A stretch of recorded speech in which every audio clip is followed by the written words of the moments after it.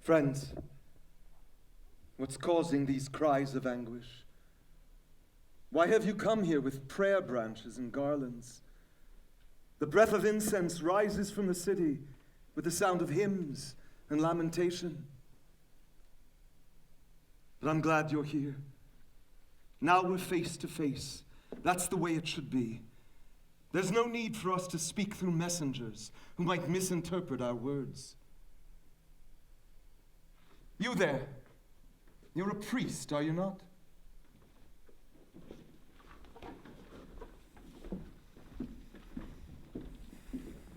Tell me what's brought you all here. Is there something you need? Is there something you fear? Tell me. And never doubt that I'll help you.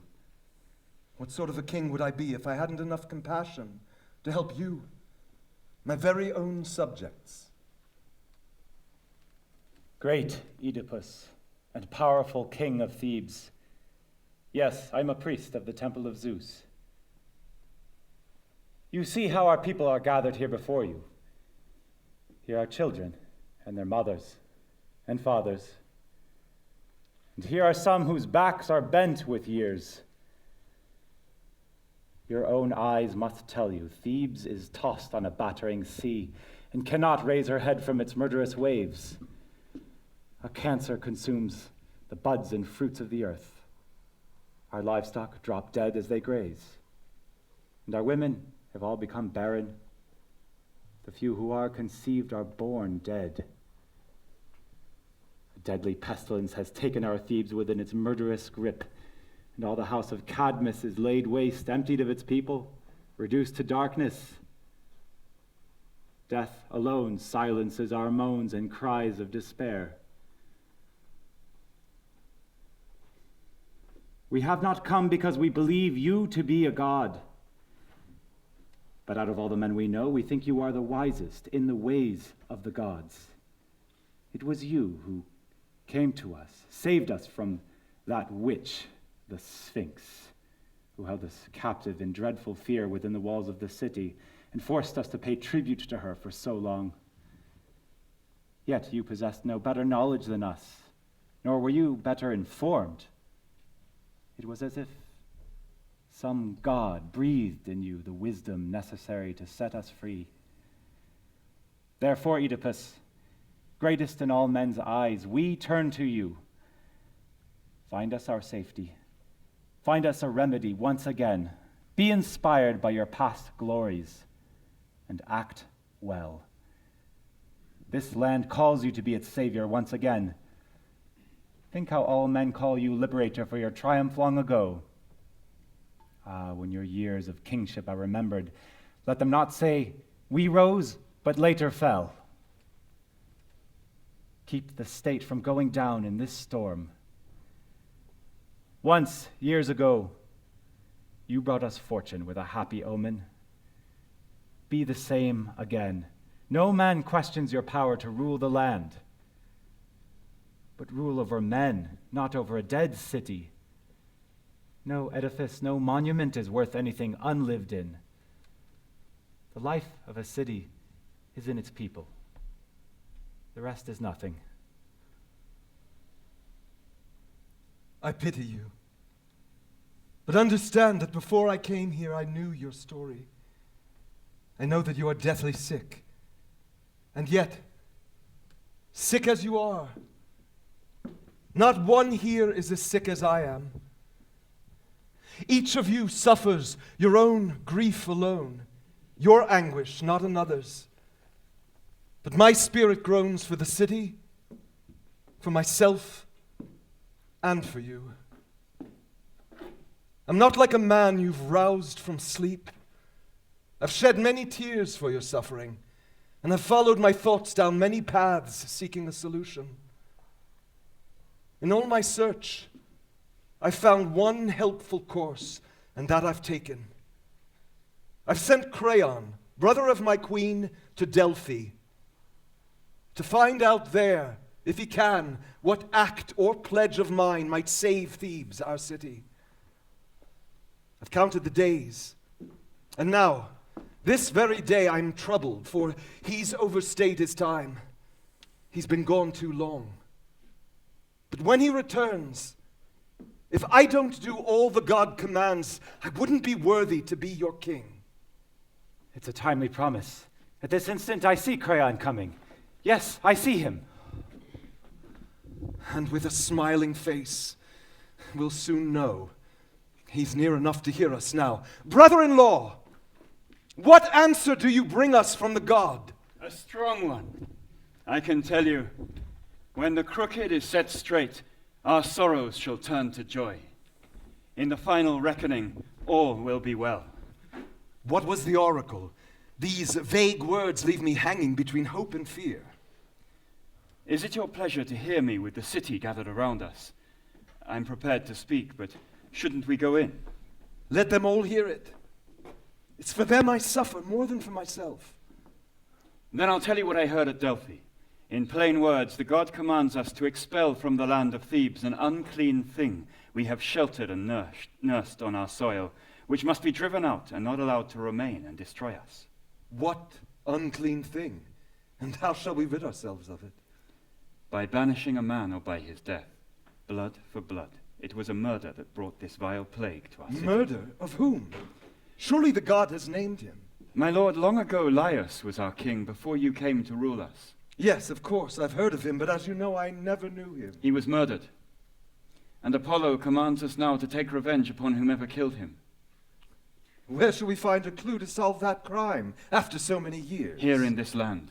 The god said, that which is sought will be found, but that which is left unattended escapes. Tell me, was Laius murdered in the city, in the fields, or in some foreign country? He was traveling. He set out but never returned. And there was no one, no witness, no companion to tell what happened? They were all killed but one, and he fled in terror, so frightened he could remember but one detail. What was it? Even the smallest clue might be the key to everything. He said that robbers, not one but many, attacked them, overwhelmed them, and outnumbered the king. What robbers would be so daring to attack a king? Unless they were paid to do it by someone from inside the city.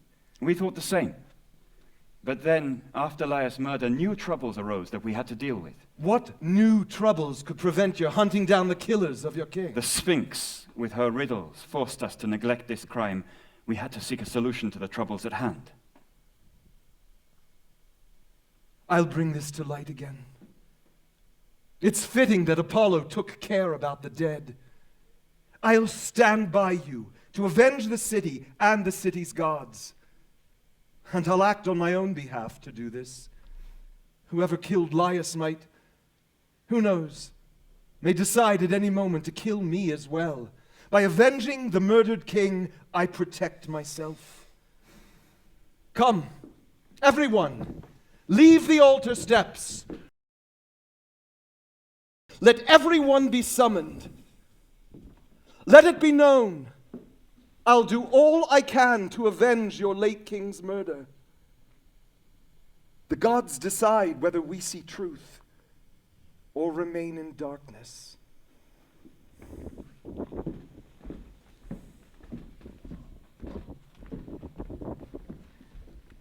Let us go, children. Now the king has promised us all that we have asked of him. May Apollo, who gave us the oracle, reveal how we should drive this evil out.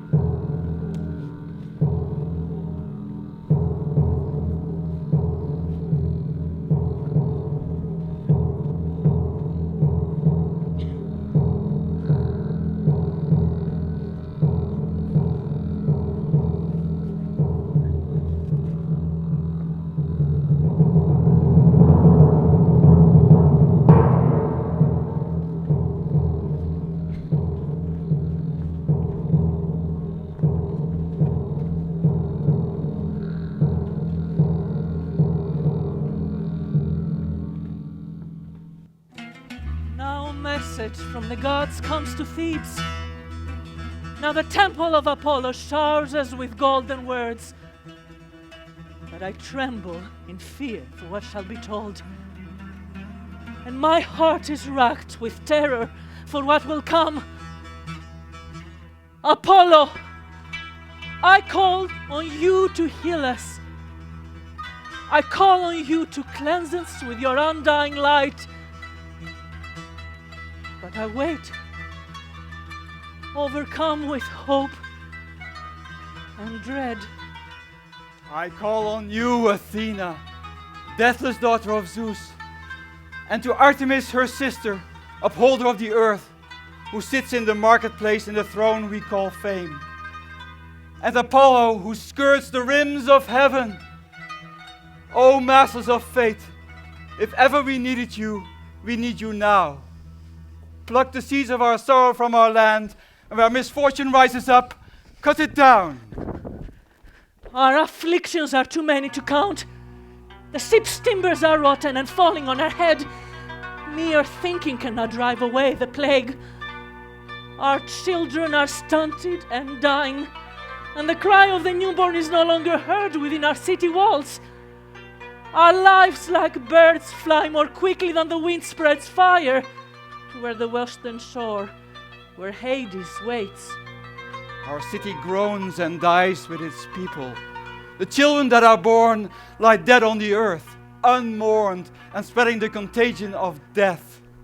Gray-haired mothers and young wives stand at the altar of gods, moaning and striking their breasts, and hymns to Apollo are drowned out by wailing voices. O Athena, wake us from the nightmare of our agony. There is no clash of swords and shields, but our fight is with Ares, a savage god who surrounds us with fire. May the gods grant that he be chased to the sea, where the tempestuous waves deny strangers safe passage. But the night spares, the light of day reveals, and so Zeus, god of thunder, will strike down our cruel enemy with fire that carries thunder. Let Apollo shoot flashing arrows from heaven, born of the golden bow of the fiery sun. Let the gleaming torches of Artemis light the hills that surround our city. Let Dionysus, flushed with wind and wine, and surrounded by a storm of women devotees, hasten death away. For the God that is our enemy is a God unsung among the gods.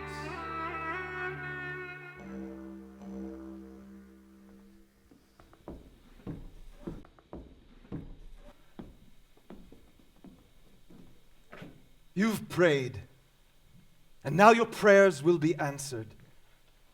Hear what I have to say, and together we'll fight this plague. I'm a stranger to this story and to this crime. Alone, I cannot solve it. But now, friends, hear what I say. Whoever knows who killed Laius must confess what he knows to me, no matter what he fears for having so long withheld it. His punishment shall not be death. His fate will be no worse than banishment.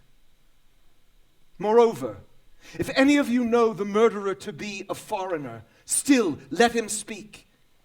I'll pay him handsomely for this information. But if one of you keeps silent, if one of you tries to shield a guilty friend, hear what I will do. I will command that this man, whoever he is, be driven from his home as if he himself were the murderer.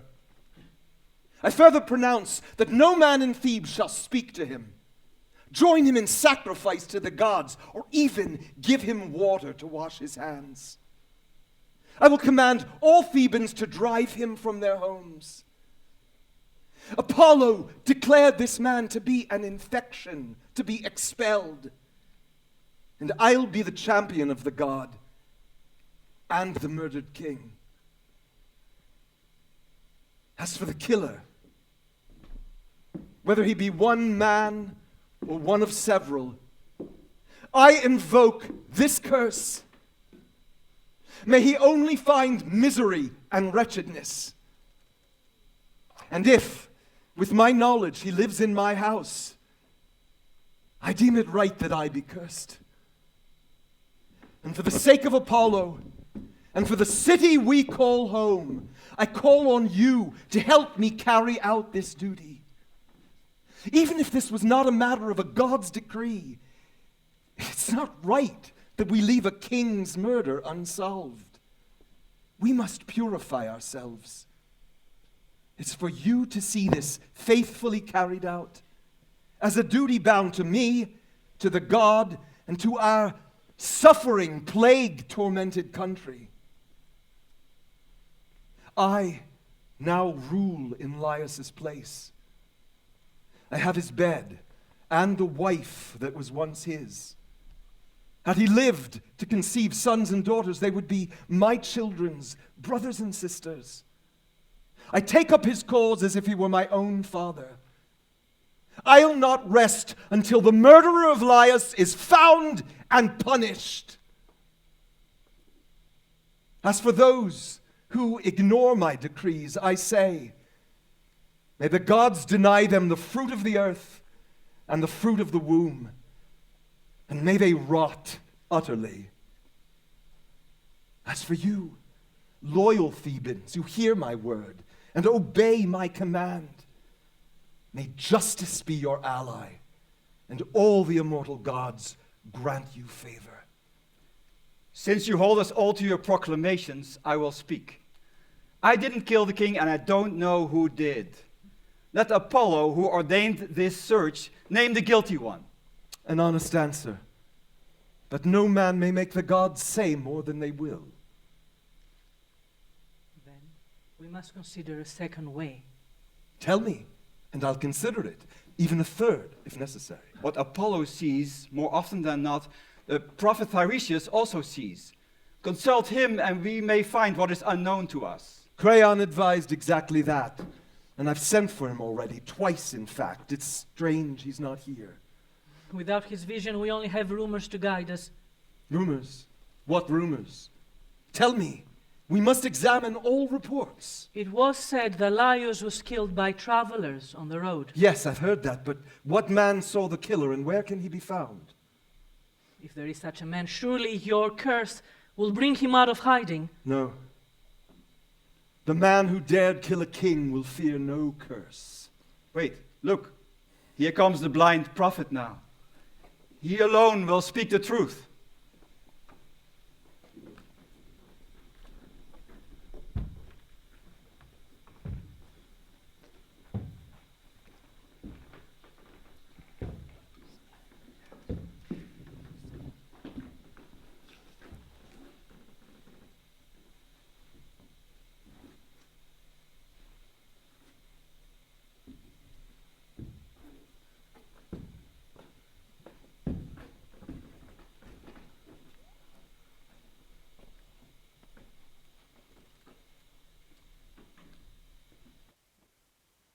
Tiresias, you have no eyes, but your inner vision can tell us what can be done about the plague that afflicts our city. We've sent to the oracle of Apollo, and he's answered. The only way of deliverance from our plague is to find out the killers of Laius, and either kill them or expel them from our country. Can you divine anything from the ways of prophecy to purify yourself and Thebes and me from this contagion? We are in your hands. There's no greater duty than that of helping others in distress. Wisdom is terrible when it brings no profit to the man that becomes wise. I have forgotten myself. I should not have come. It seems you bring us little encouragement. Let me go home. You must bear your own fate. I'll bear mine. It's better this way. Trust what I say. What you say is ungracious. and unhelpful to your native country. Now is not the time to refuse to speak. When it comes to words, sir, your own will lead you to no good end. What does that mean? If you know something, tell us. Will you do nothing and let Thebes be destroyed? What I know will only torture you and me. Don't question me further. Don't waste your breath. I'll tell you nothing. Your conceit would provoke a stone to move. Have you no pity? Don't offend me. Tell us what you know. My conceit is nothing to yours. If you could only see the nature of your own feelings. Who would not feel the way I do? Who could endure your arrogance towards the city? What is to come will come, whether I speak of it or not. If it is bound to come, then tell me. I'll say nothing further.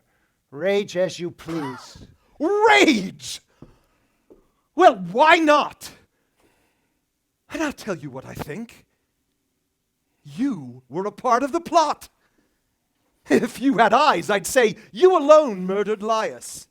But since you have neither strength nor sight, I must conclude that you conspired with others. If that's what you think, I suggest you obey your own proclamation. From this day forward, speak no word of greetings to me or any citizen of Thebes. It's you who have defiled the city.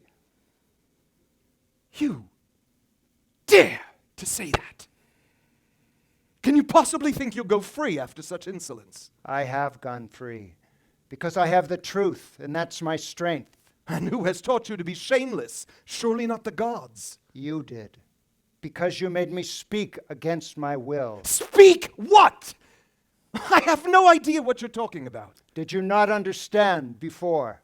Or are you trying to provoke me into saying more? I didn't understand. Say it again. I say you are the murderer you seek. You cannot say this twice and remain unpunished. Shall I further tempt your anger? I can say more. Say what you like. Whatever you say is worthless. I say you live in hideous shame with those most close to you, and you can't see the evil. Do you imagine you can say such things and not suffer the consequences? I can if there's power in truth. There is, but not for you. You're ignorant and deaf as well as blind. You are to be pitied.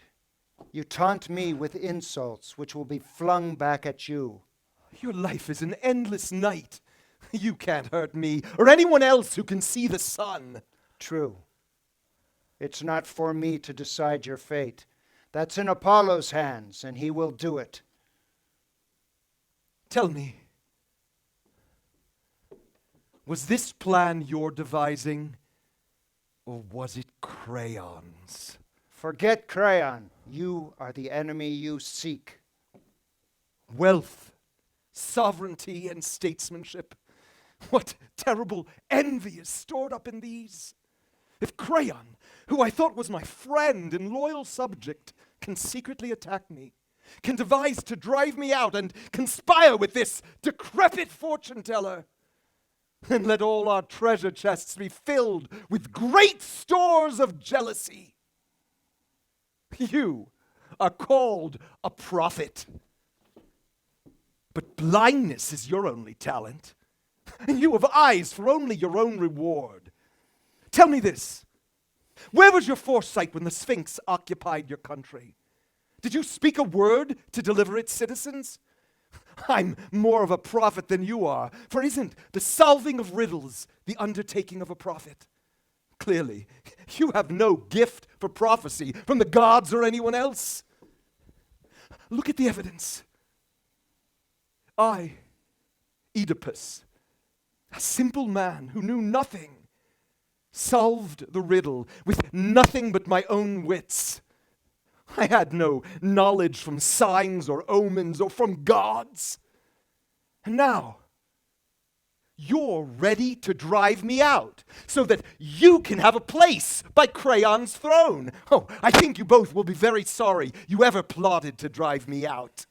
If you weren't an old man, I would have already taught you how to suffer. Great king, We have listened to his words and yours and find that both were spoken in anger. Angry words cannot help us. What concerns us now is to interpret the words of Apollo. You are king, but I have the right to speak against you. I'm not your slave. I'm the servant of Apollo. I have no need of Creon to speak for me. And since you've taunted me with being blind, here's what I say to you. You have your eyes, but cannot see your own wretchedness. You don't know where you live or know the people you live with. Do you know who your parents are? Your blindness has made you an enemy to your house and your family. You have defiled them. You have committed crimes against both your mother and your father, and you will be driven from this land in darkness. You will wander and not find a home for your misery. An infant's cries will echo in these mountains when you learn the terrible secret of your marriage. The fate which steered you to this house has betrayed you and established a cruel bond between you and your children. You know nothing. So curse my words and curse Creon. You will be remembered only for your misery. Am I to bear this from him? Go! Out of this place! Out of my sight! I would never have come if you had not asked me. If I'd known you were going to talk like a fool, I never would have sent for you. A fool. Your parents thought me wise. My parents? Again? Wait. Who do you think my parents are? Today you will learn of your birth, and it will destroy you. More infantile riddles at a time when we need clarity. You were a great man once at solving riddles. Mock me with that if you like. You will find it true. It was true enough, and that very talent will bring about your ruin. If it saved Thebes, I don't care. Boy, give me your hand. Yes, boy, lead him away. Well, you are here. You are nothing but a hindrance and a vexation. Leave us in peace. I have said what I came to say. I have not feared meeting you face to face, because I know the truth will protect me. And I tell you again, the man you are looking for, the man who murdered Laius, the man you have cursed and threatened, is here in Thebes. You think he is a stranger, but he will soon be shown to be a true Theban. He's a blind man who has eyes, a beggar who has great wealth, and he will soon begin a long journey, tapping his staff before him. He'll discover that he's both father and brother to his children, and a son and husband to his wife, who came to his father's bed wet with his father's blood. Now, King, go think that over. And if later you find error in what I have said, you may truly say I have no skill in prophecy.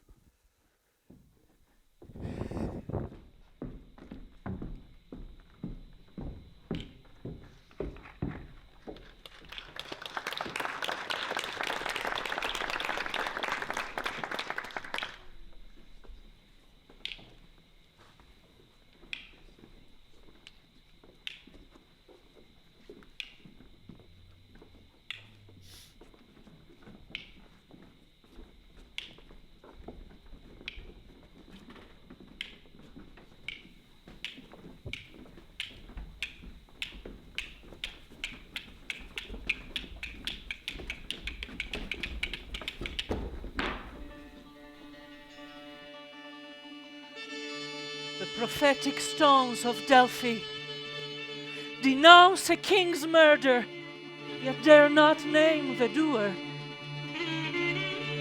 Unpunished, with hands steeped in blood, it's time for the killer to fly like the speed of horses. The child of Zeus chases him with fire and with thunder from his father. The Furies have been awakened, and they never fail. On high atop Mount Parnassus, a voice calls on every Theban to hunt down a killer. Though he may hide in a treacherous forest or hole up in a cave, his feet cannot carry his desolate soul far enough from the earth's bosom to outrun the gods' bitter prophecies. The Furies fly about him and sting at his thoughts. Tiresias, who should be versed in the interpretation of fate, has confused us all. I cannot tell if what he said was true, but I don't like it. The city is now a hive of foreboding. I know of no quarrel between Thebes' royal palace and Polybus, father of Oedipus, that explains the prophet's attack of our respected king.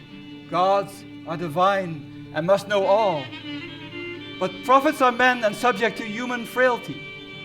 I say that those who find fault with Oedipus must prove their accusations beyond doubt. His wisdom and judgment were demonstrated when the Sphinx oppressed us and tested his mind. He saved Thebes, and I'll not condemn him yet. I have come because I heard the king is spreading vicious rumors about me. If Oedipus believes he's been wronged by anything I said or did, I must set the record straight. I refuse to silently accept a report that unjustly slanders my name. I refuse to be called a traitor to my city, a traitor to my friends. He may have spoken in anger, not from his true judgment. But did he say I schemed with the prophet and urged him to lie? Yes, that was said, but no evidence was given. But you were watching him. Did he look like a man in command of his faculties? I don't know. I can't judge the behavior of great men. But here he comes.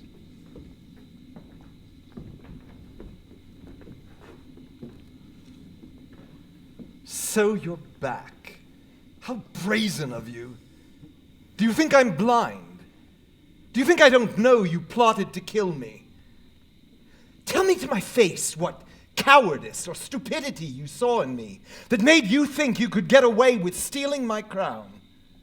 Did you imagine I wouldn't see your cunning and fight back? You're the fool, Creon. Hoping without friends or support to win a throne. Thrones may be forcibly taken or bought. You could do neither. Now listen to me. You've spoken, let me speak too. Let me defend myself before you pass judgment. I know you speak well. I also know you're my enemy. Hear what I have to say first. Don't waste your time if you're going to say you're not guilty. Do you think there's anything good in being stubborn against all reason? Then I say you're wrong. And if you think you can commit crimes and not be punished because you're my wife's brother, then I say you're wrong. I agree.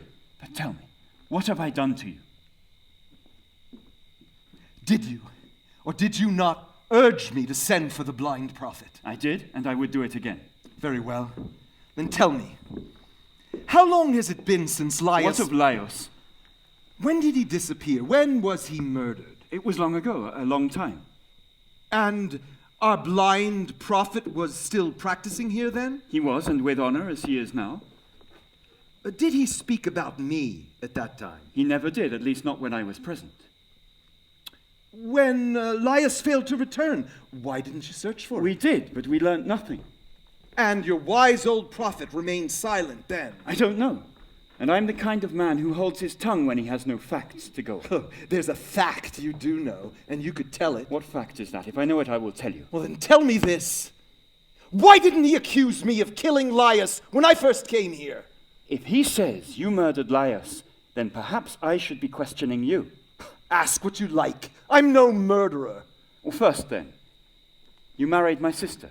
Yes, I married your sister. And you share the kingdom equally with her. She has everything she wants from me. And I am the third, equal to you both. Exactly, which is why it's despicable that you're the one that's plotting against me. You're not looking at it from my point of view. Consider this. Who would rather rule and fear than rule and sleep untroubled if his influence and power were equal in both cases? I wasn't born with an ambition to be king, but rather the desire to have the sway and authority of a king. And so it is with any sober-minded man. If I were king, I should have to do much that's against my nature. As it stands now, I have all the benefits of being king without any of the responsibility. Now, every man serves my pleasure. Every man salutes me. Their success depends on my favor. Why should I give up the ease of my present circumstance for the burden of being king? Wise men are not traitors, and I'm no lover of treason. My nature is such, I would never join a plot to overthrow a king. Test what I've said. Go to the priestess at Delphi. Ask if I'm telling the truth about the oracle. And if I'm found guilty of treason with Tiresias, then sentence me to death. You have my word, it's a sentence I should cast my vote for, but not without evidence. To mistake an honest man for a traitor is as bad as to mistake a traitor for an honest man. If you banish a true friend, your life will be poorer because of it. In time you will know this well. A day is enough to discover a traitor, but time and time alone is the only test of an honest man. This is well said, and a prudent man would ponder it. Judgments too quickly formed are dangerous. Would you have me stand here, hold my peace, and let him win everything through my inaction? What do you want then, to banish me? No, not your exile. It's your death I want, so that all the world can see what treason looks like. This is madness. I must protect myself. I am king. And I deserve no protection, no delay of judgment. You are evil incarnate. And what if you're wrong? I'm still king. And what if this king rules badly? Thebes! Thebes! I'm a citizen too here. It's not only your city. Now, my lords, be still. I see Iocaste coming from the house. Perhaps the queen can lay this quarrel to rest. What is this? While you two are quarreling among yourselves, the city is dying. Aren't you ashamed to be so petty? Oedipus, go into the house. Creon, follow him there. Don't add to the troubles we already face. Sister, your husband has determined to either banish me or kill me. He's right. I've caught him squarely plotting against my life. May I die cursed. May the gods never hear me if I am guilty of one part of what I am accused. Oedipus, he's called on the gods. Respect this oath of his for my sake, for the sake of our people. Good king, listen to her, I beg you. What would you have me do? Spare him. Let the gods punish him if he lies now. In the past, he has been a true ally. You know what you ask. I do. Speak on. His record of past friendship must speak to his innocence until there is more evidence.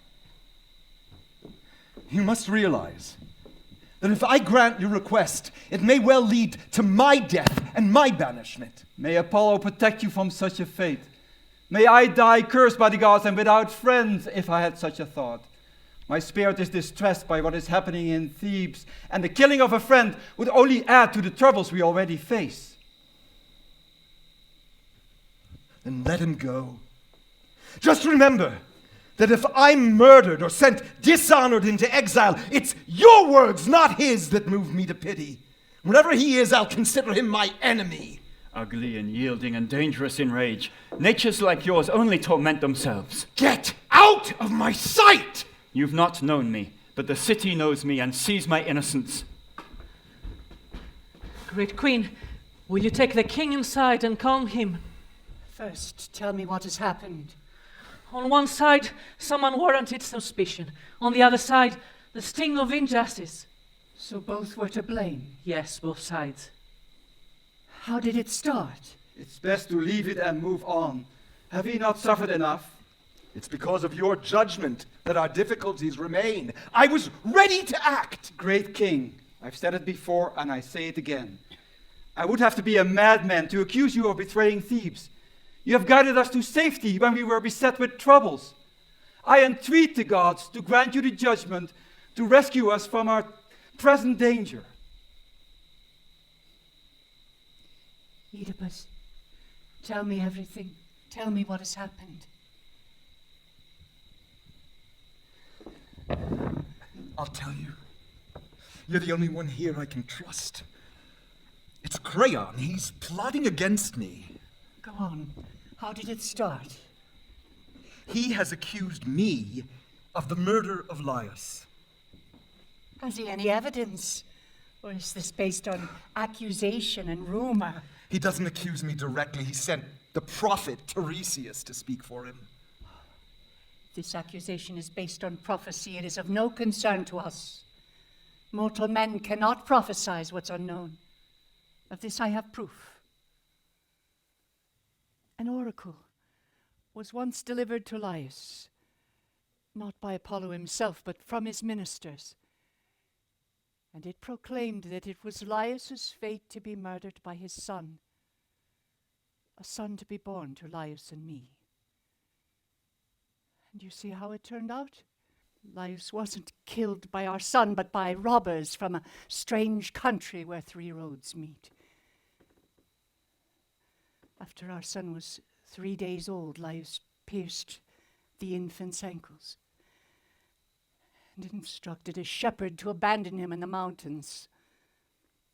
So you see, Apollo declared our son would murder him. And it wasn't Laius's fate to be killed by his son. In this case, the oracle was clearly wrong.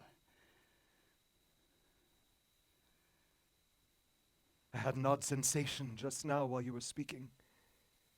It chilled my heart. What is it? What is it about my story that troubled you? If I understand you, Laius was killed at a place where 3 roads meet. So it was said. We had never heard anything to suggest it was wrong. Where did it happen? The country's called Phocis. There the road splits. One road goes to Delphi, the other to Dauria. When? When? Why, just after you saved the city and became our king. What is it, Oedipus? What is it that troubles you? God, what fate have you laid on me? Oedipus, why does this trouble you? Don't ask me to explain first. Tell me what Laius looked like and how old he was. His height was similar to yours. His hair just touched with white. God, I think I have cursed myself. What is it, Oedipus? It makes me tremble to look at you. I'm not sure the blind prophet can't see, but first, tell me one thing.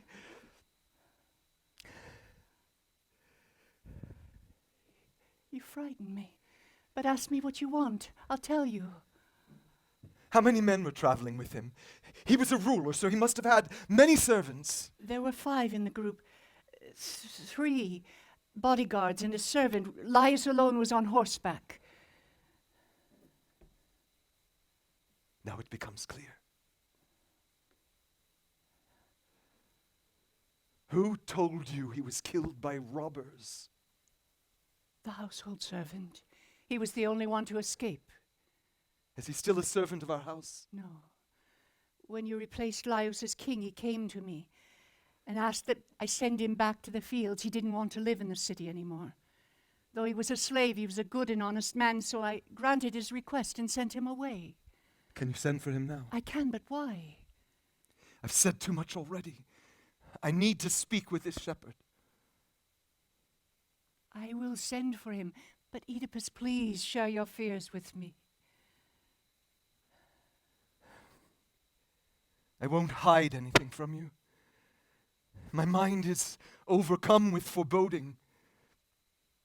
But no one is more important to me than you.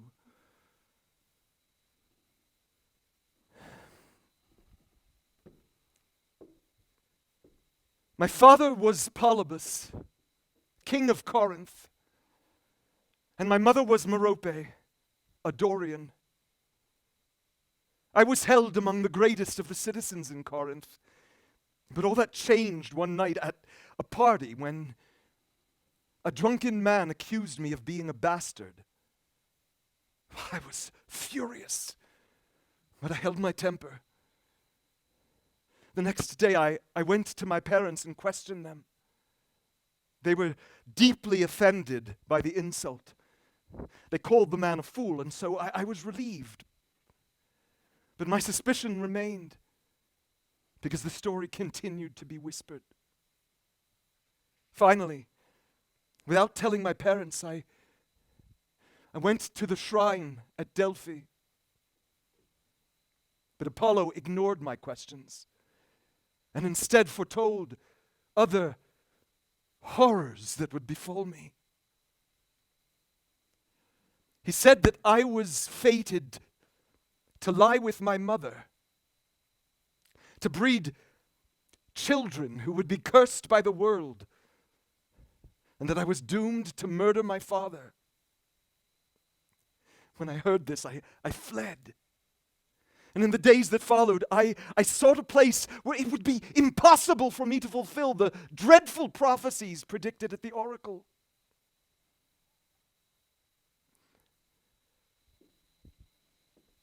As I journeyed, I came to a place like the place where Laius met with his death. I don't want to hide the truth from you.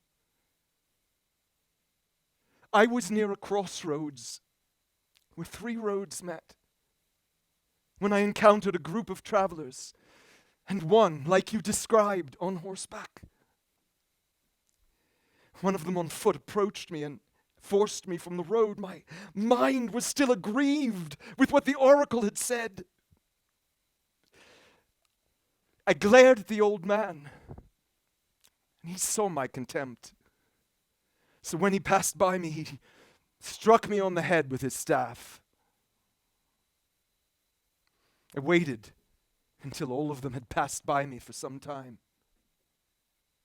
And then I secretly attacked from the rear and killed the one trailing behind before he could utter a sound. Then a second one in the same way. The old man turned and saw me, so I pulled him down and fought the remaining sentinel and killed him. And then the old man. There was another one with a goat across his shoulders and unarmed, so I let him live. Now if this man on horseback was Laius, then there is no man more cursed, more hated by the gods than I am. If I am this man, no citizen will welcome me into their home or speak to me. I will be shunned and driven from land to land. And I have pronounced this curse upon myself. Think of it. I have touched you with these hands that killed your husband. Was I born evil? I fled Corinth to avoid killing my father and marrying my mother. Am I not right in saying that this fate had to be devised by a savage god? No. No. May the gods prevent me from seeing that day. I would rather be banished from the face of the earth than own this destiny. Great king, we too fear of what will be revealed. But there is hope. Wait till you see the shepherd face to face and hear his story. Indeed, he is my only hope. And when he comes, what will you ask him? I need to find out if his story is the same as yours. That will clear me of all guilt. What was it I said of such importance? You explained that he said robbers killed Laius. Robbers. If he tells the same story, that it was several men, then it's clear I'm not the killer. One man is not several. But if he speaks of a single killer, traveling alone, then all the evidence points to me. No, to be sure he said many. He cannot contradict himself now. I'm not the only one who heard it. Everyone in the city heard.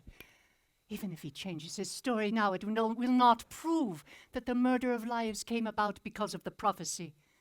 Apollo declared that Laius would be killed by his son, and that son did not kill him because he was left to die in his infancy. So if it's a matter of prophecy, I wouldn't waste another thought on it. You may be right. But come, let someone go for the shepherd. This matter must be settled. I'll send for him. I won't neglect what pleases you. Let's go in.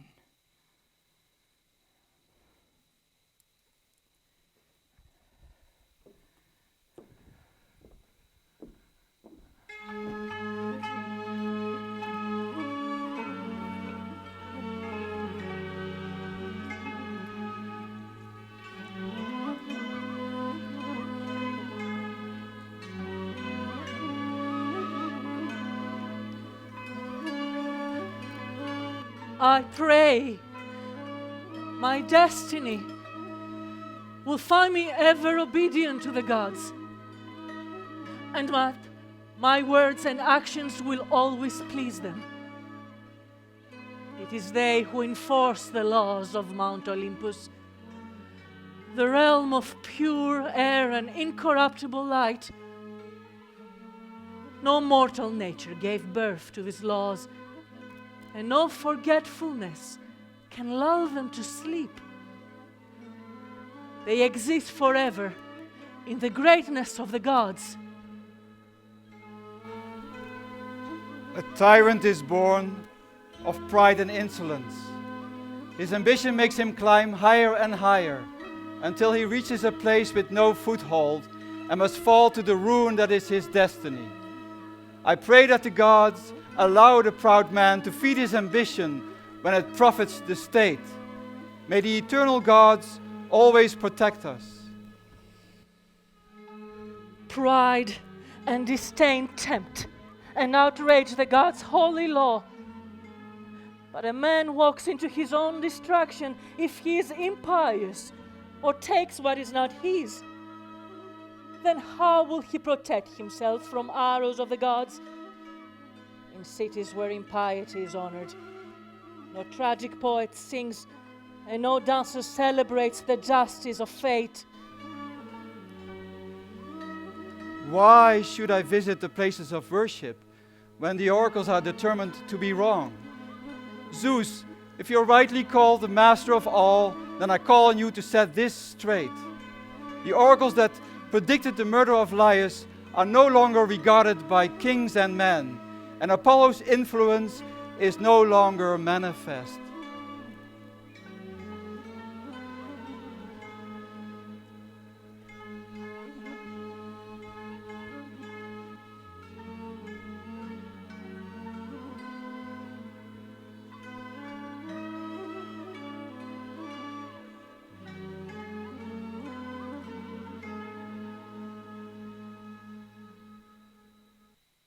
Great leaders of Thebes, I come to visit the temples of the gods. The king is not himself. His mind is overwrought with visions of terror. He does not reason like a man of sense. Instead of weighing new prophecies against old, he hangs on every speaker's word that feeds his apprehension. My advice is ignored. So I come to entreat Apollo at his temple.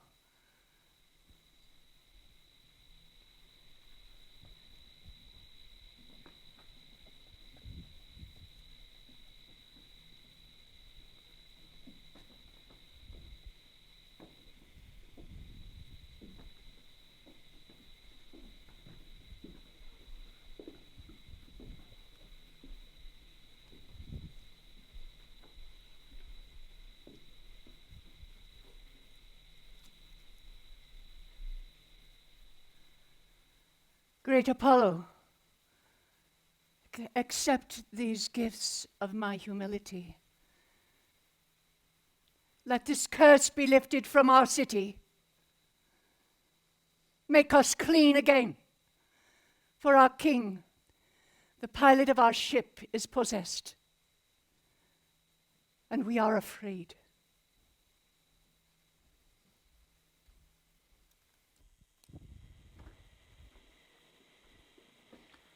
Citizens, can you tell me where I might find the house of the king, Oedipus, or where the king himself might be found? It is this very place, stranger. The king is inside. This is his wife and mother of his children.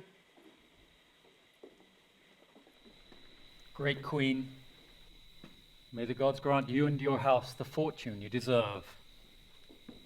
I wish the same for you. Your courtesy deserves alike good fortune. Why have you come? Do you have something to tell us? Good news, my lady, for your house and your husband. What news? Who sent you here?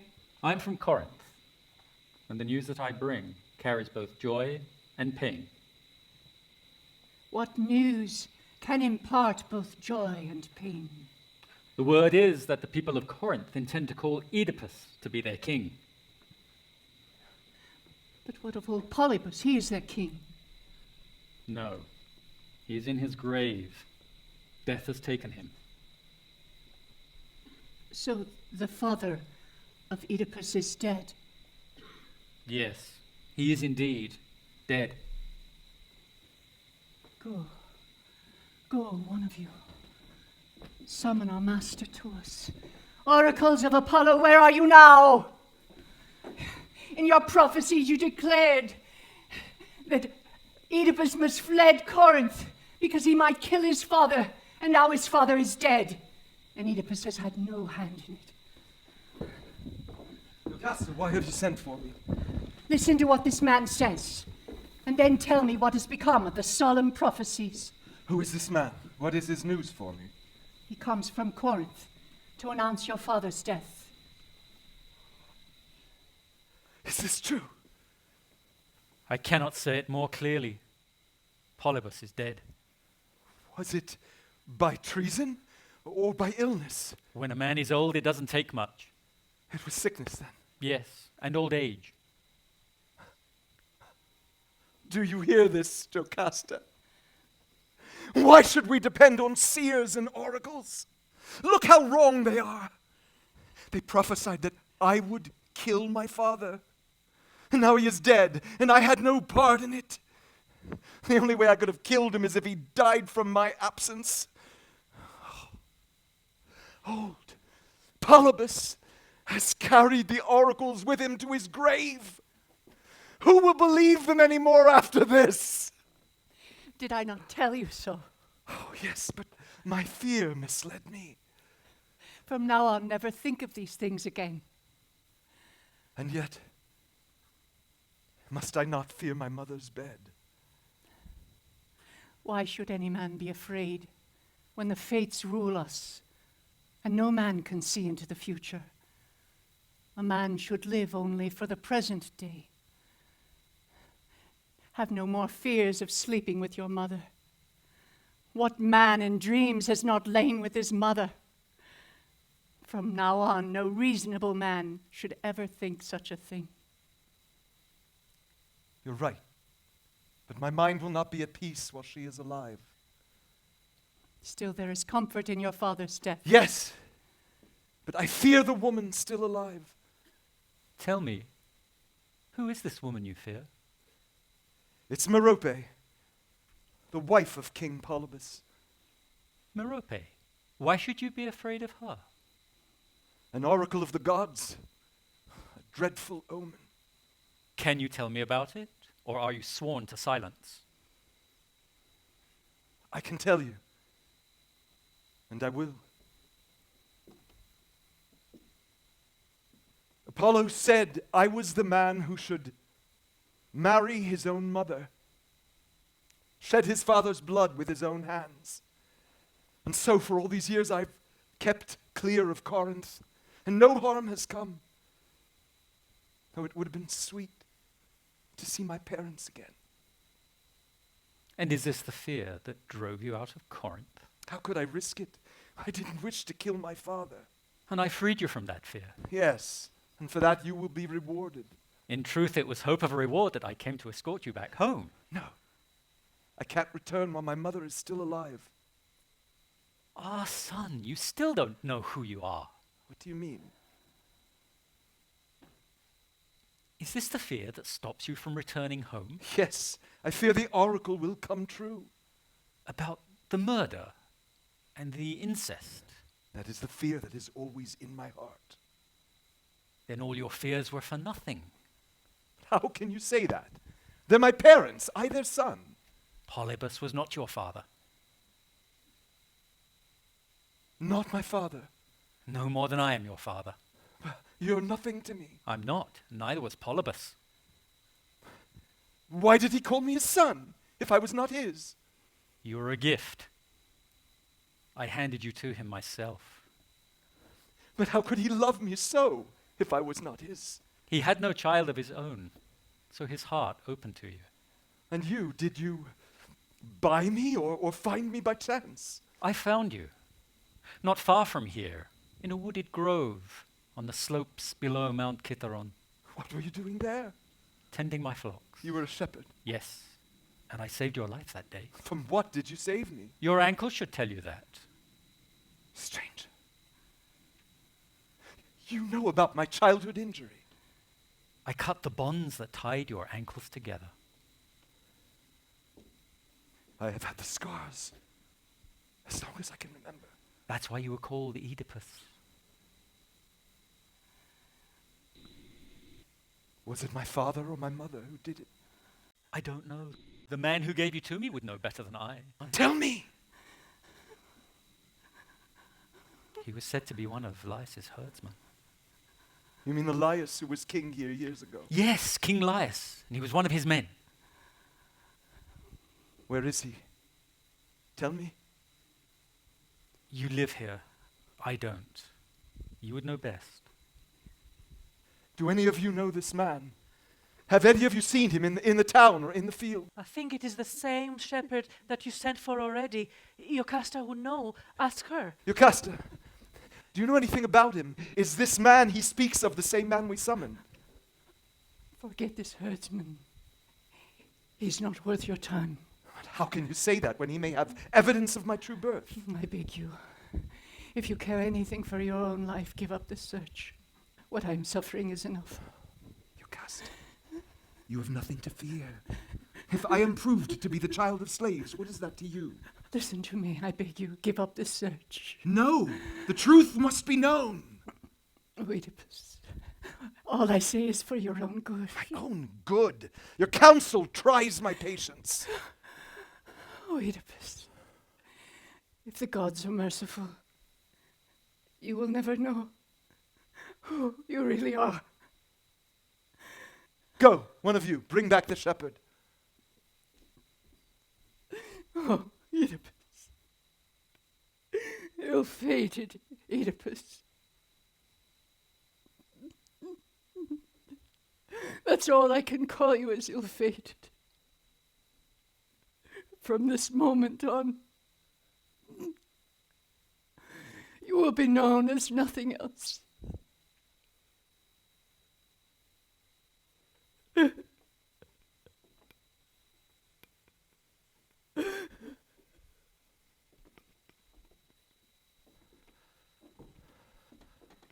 Why has she left us, Oedipus? She seems stricken with grief. I fear this silence conceals something dreadful. Let it come. However base my birth, I want to know it. The queen is perhaps ashamed to think of my low origins. But I am a child of fortune and can't be easily dishonored. I am a child of fortune. And if this is so, how could I wish I were someone else? How could I not be glad to know my birth?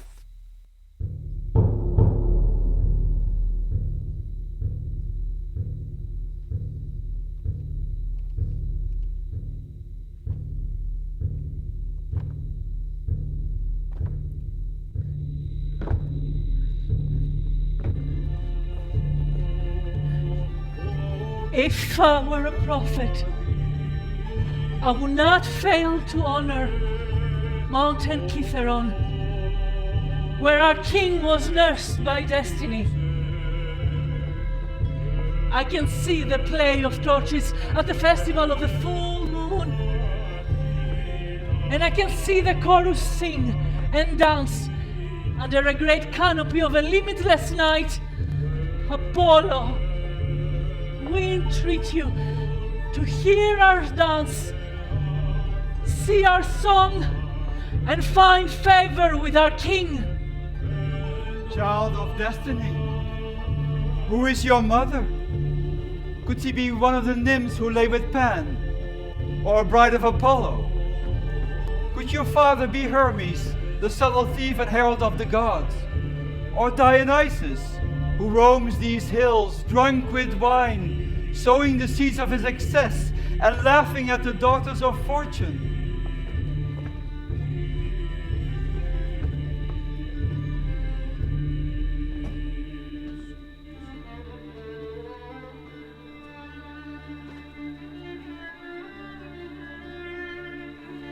I think I can safely guess that this is the shepherd we seek. But since you've seen him before, you may know better. Is this him? I know him. It is Laius' man. You can trust him. And you, friend from Corinth, is this the man we were discussing?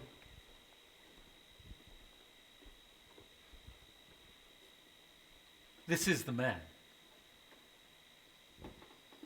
Come here. Look at me and answer my questions. You served Laius. Yes, sir. Born and reared in his house.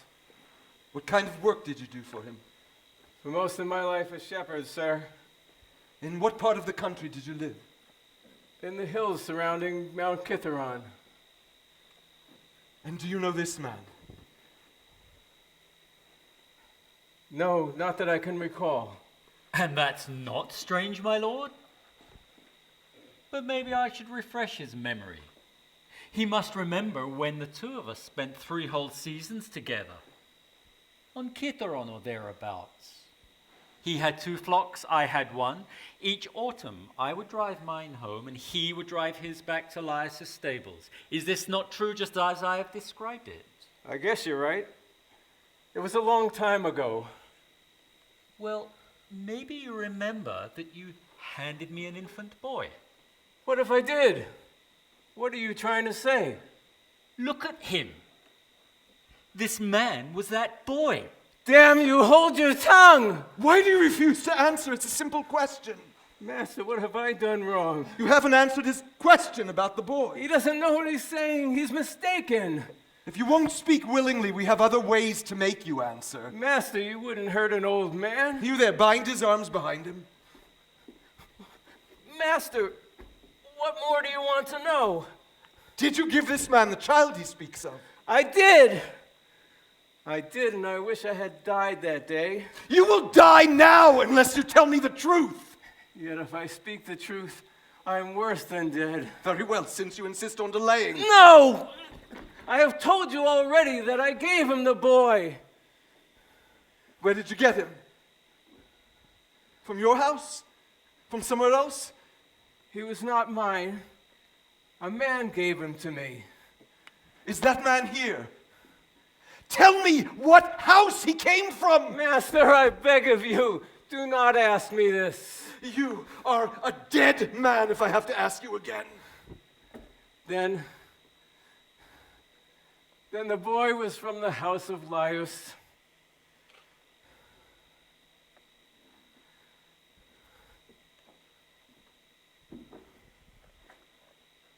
A slave child? Or a child of his own line? I'm afraid to say it aloud. I am afraid to hear it, but I must. The child was said to be his child. But only your wife can tell you more. My wife? Did she give it to you? Yes, Do she you did. know why? I was told to get rid of it. Her own child. There had been prophecies. Tell me. It was said that the boy would kill his own father. Then why did you give it to this man? I pitied the baby. I thought that this man would take him far away to his own country. Oh, God. It was true. All the prophecies. Oh, light. I don't deserve to look on you. Cursed in birth. Cursed in marriage. In the blood I've shed with my own hands. Oh.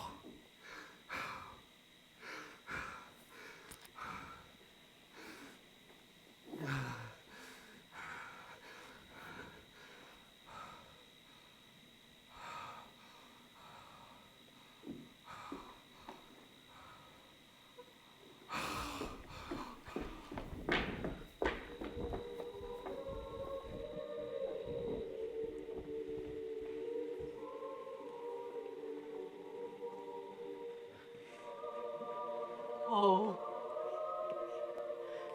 what difference is there between the life of a man and no life at all?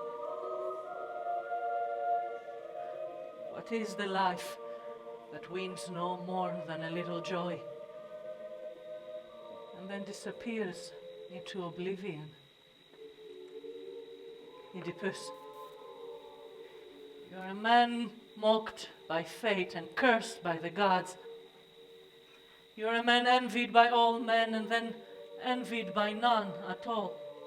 Oedipus, king, who all men called great. You stood before the lion-clawed Sphinx and ventured everything to free Thebes of her riddles of death. And you were rewarded. We honored you and tied our fortune to yours. We made you our king, and you raised us up. No king in our history has been more famous. But now, what man living is more miserable? And who among us has a fate more savage? Oedipus, you have traded happiness and fame for the judgment of the gods. Oedipus, king of your father's bed, you planted your seed where your father had planted before. You entered the door that brought you into the world. Child of Laius, your marriage bed is cursed. Your children are born to the woman who bore you. If I had only known you from afar, I would weep and sing a dirge of lamentation. I was blind and lulled myself to sleep, listening to the song of your name. Oedipus, Oedipus. Now I see that in time all actions come to justice. Citizens,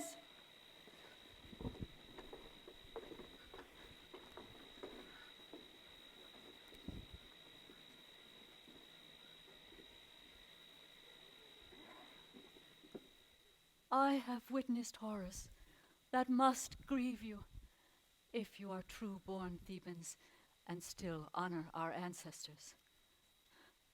The great rivers of this land cannot purge the misery from this house. It hides suffering that must come to light. Suffering not brought about unconsciously, but willed. The greatest griefs are those we cause ourselves. We have grief enough already. What more can you lay at our feet? The queen is dead. Iocaste, dead? At whose hand? Her own. The full horror of what happened you cannot know. You didn't see it. But I'll tell you as clearly as I can. She came into the house, overwhelmed with grief, and ran to her apartment and closed the doors behind her. Then, by that bed where she gave birth to a son that would murder her husband, we heard her cry out against Laius. She groaned and cursed the marriage that gave her a husband by a husband and children by her child. Exactly when she died, I don't know, because Oedipus burst into the room, moaning and shouting, "Give me a sword!" Then, where is this wife who is no wife? This mother who bore me and my children? None of us dared answer him, but he seemed to know, and straightway rushed to her doors and hurled his weight against them. The bolts gave way. It was then that he saw the queen hanging. He cried out and cut the noose and lowered her to the ground. How terrible is what happened next. The king seized a long golden pin from the queen's hair, raised it up, and then thrust it with all his might into both his eyes, crying, "No more! No more will I look on the faces of my crimes. No more will I look on the horrors I've committed. From now on, darkness will rule." And as he spoke, he continued to strike at his eyes, not once, but many times.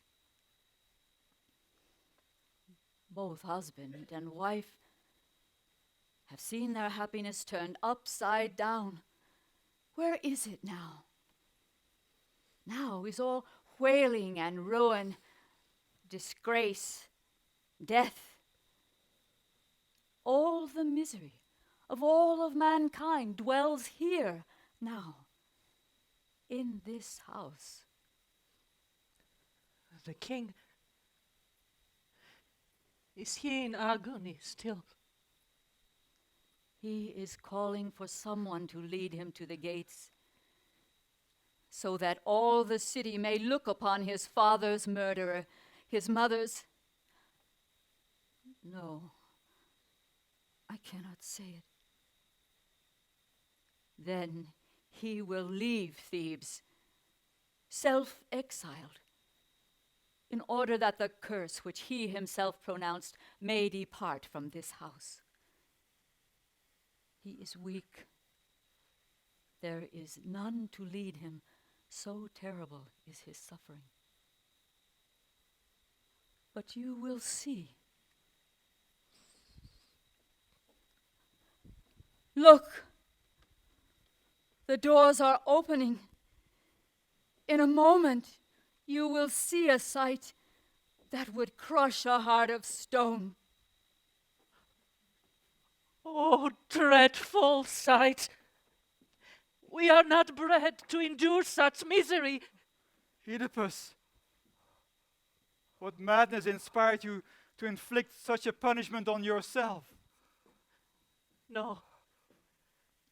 I can't even look at you, poor, ruined one. If I could, I would speak, ponder, question. No, you make me shudder.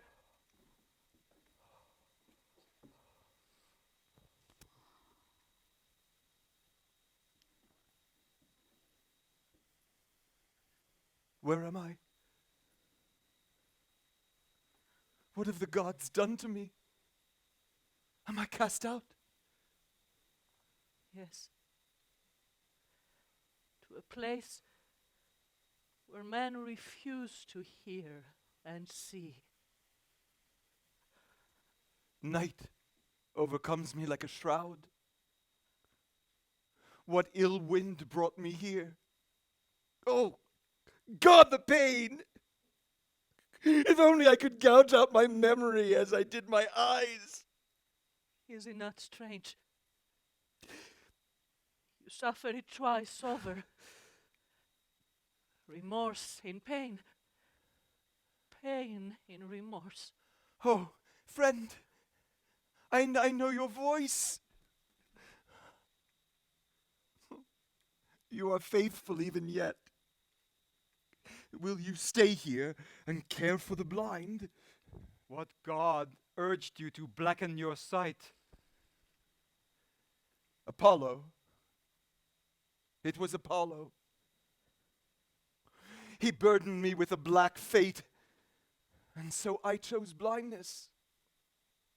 Why should I see when everywhere I look there is misery? That is true.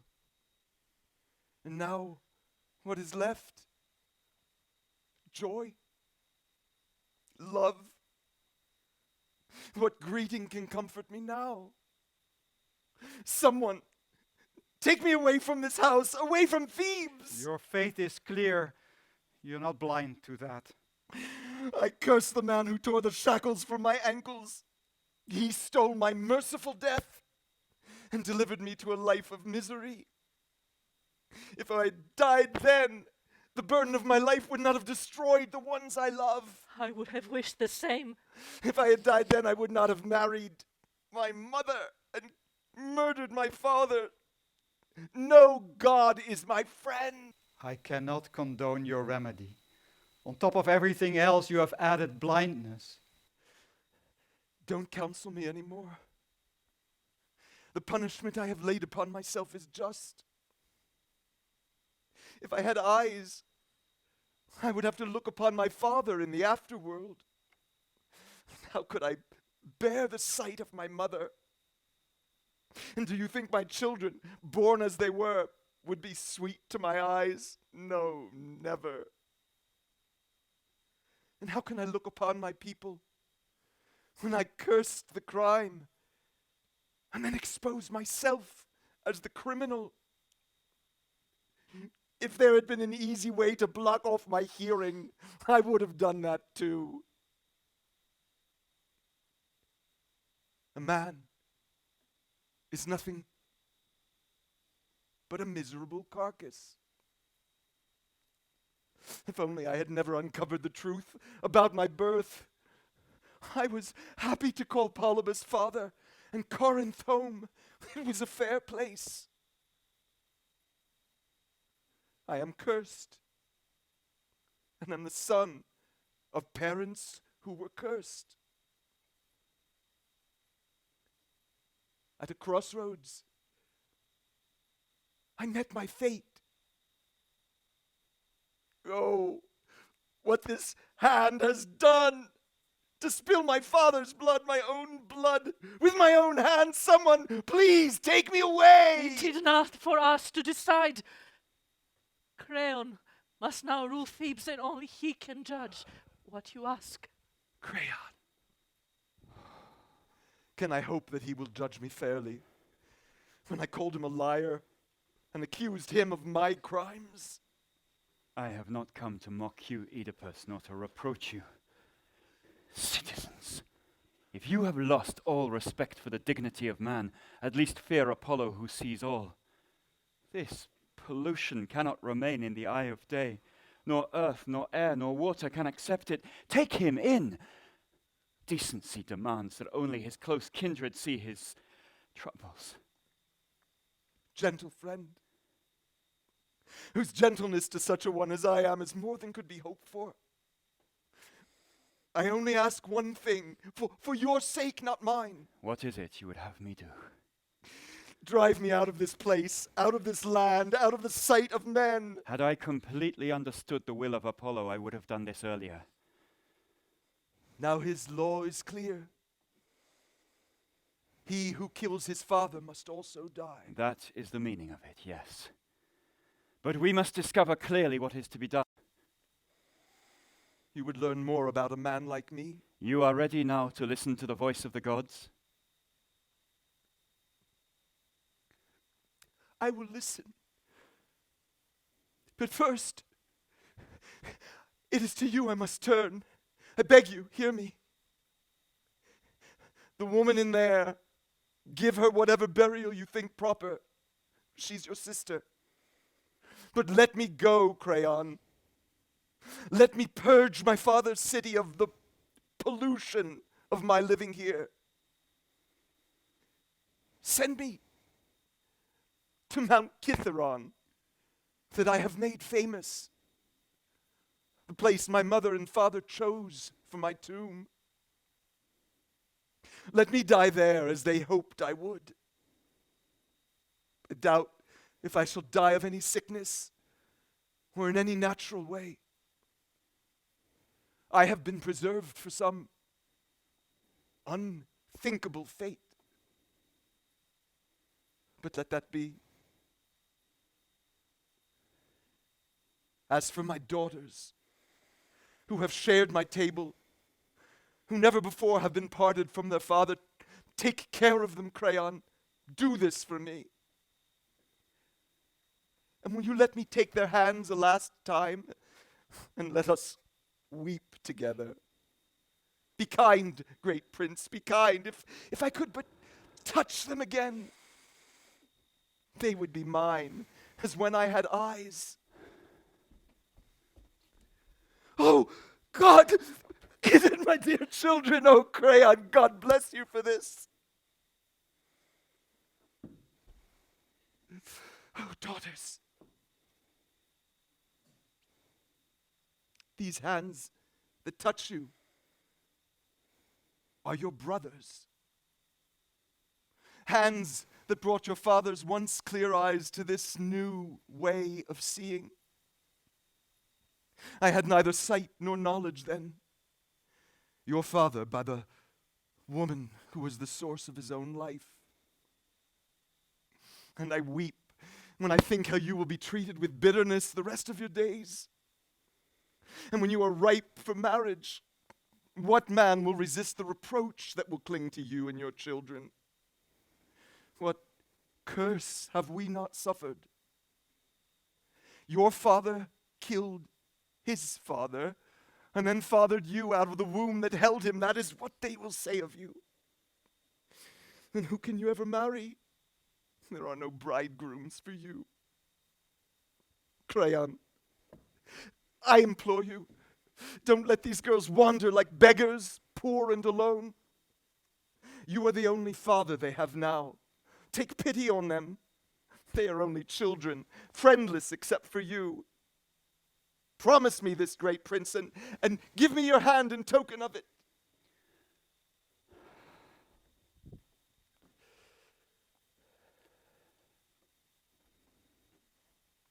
Daughters,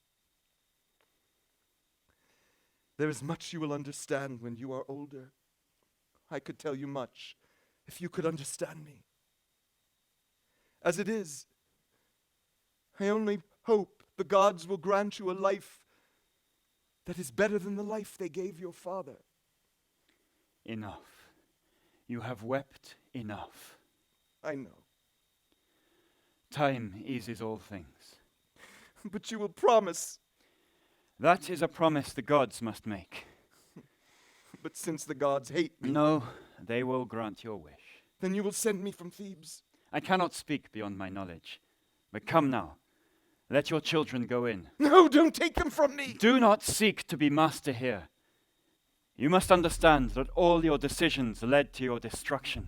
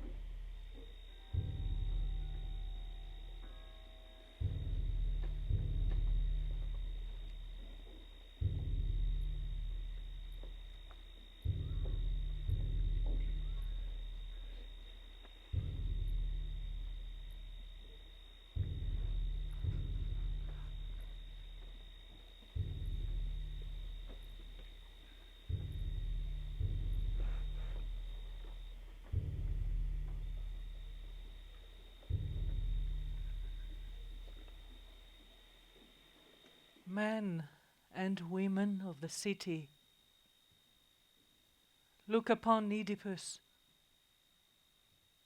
This is the man who solved the riddle of the Sphinx.